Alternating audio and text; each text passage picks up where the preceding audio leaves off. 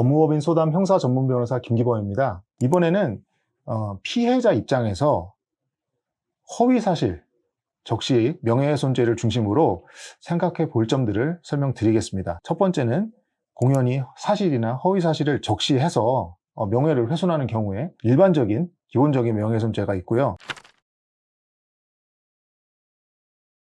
그리고 출판물에 의한 명예훼손죄가 있습니다. 이거는 책이라든지 신문, 잡지 그런 출판물을 통해서 사람의 명예를 훼손하는 경우에 처벌하는 범죄인데, 왜 이걸 구분했느냐면 출판물은 훨씬 더 전파 가능성, 파급력이 크기 때문입니다. 그래서 조금 더 처벌 형량이 높습니다. 그리고 형법 외에 정보통신망 이용 촉진 및 정보보호 등에 관한 법률이라고 해서 좀 이름이 긴데 정보통신망법이라고 줄여서 말씀드립니다. 정보통신망법에도 명예훼손죄가 별도로 있습니다. 왜 그러냐면 인터넷 게시판 등에 의한 최근 들어서 매우 많아진 이런 명예훼손은 출판물에 의한 명예훼손죄로 처벌이 불가합니다. 인터넷 게시글은 출판물이 아니거든요. 그래서 정보통신망법에서 별도로 이렇게 규율을 하고 있고, 허위사실 적시 명예훼손죄로 고소를 하려면 일단 피해자하고 가해자가 특정이 돼야 됩니다.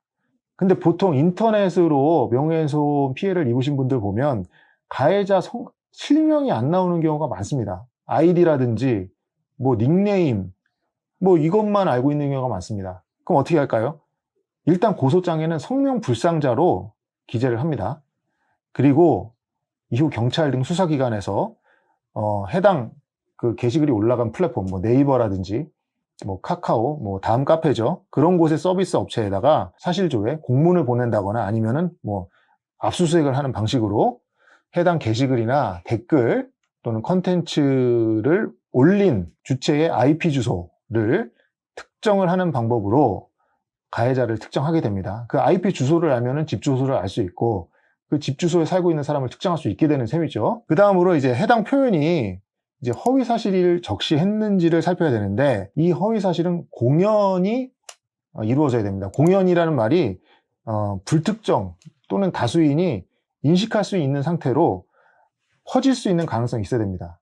불특정 다수에게 퍼질 수 있어야 된다는 거죠. 이게 전파 가능성이라는 건데, 생각해보면 1:1 대화방이나 메일 보내는 경우에 이런 내용으로 명예훼손 내용을 받으면 과연 이게 공연이 퍼질 수 있는 상황일까요?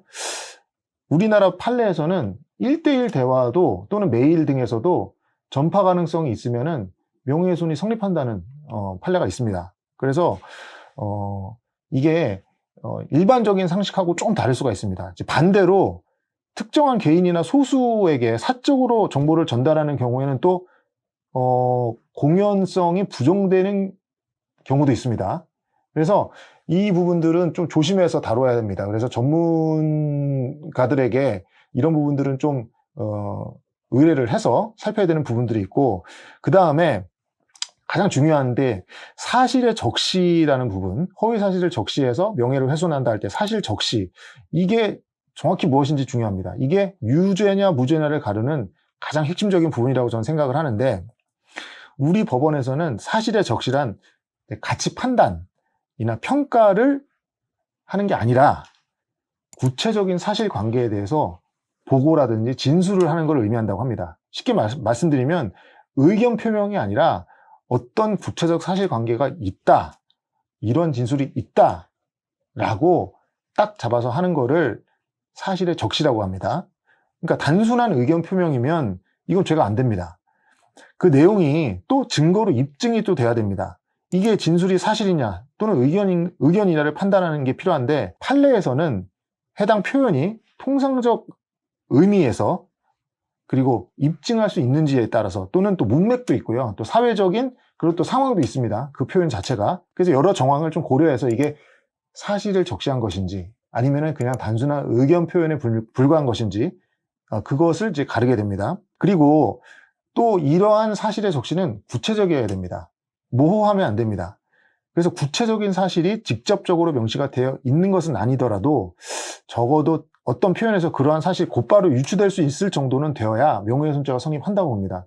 생각보다 조금 까다롭습니다. 이 적시된 사실이 허위인지 진실인지 여부를 누가 입증을 해야 될까요? 우리나라 법원의 판례는 되도록이면은 피해자 입장에 있습니다. 그래서 가해자가 이거에 대해서 소명을 할 수 있는 책임이 있습니다. 피해자 입장에서, 왜냐하면 해당 내용이 이게 단순한 의견 표현이 아니고 허위사실 적시라면은, 이게 허위라면은 허위를 입증하는 게 사실은 쉽지 않습니다. 상식적으로 허위라고 주장하는 사람이 먼저 자료를 제시를 해야 된다는 겁니다. 가해자가. 그래서 그게 입증이 안 되면은 그건 허위사실 적시 명예훼손죄가 될 수 있다는 거죠.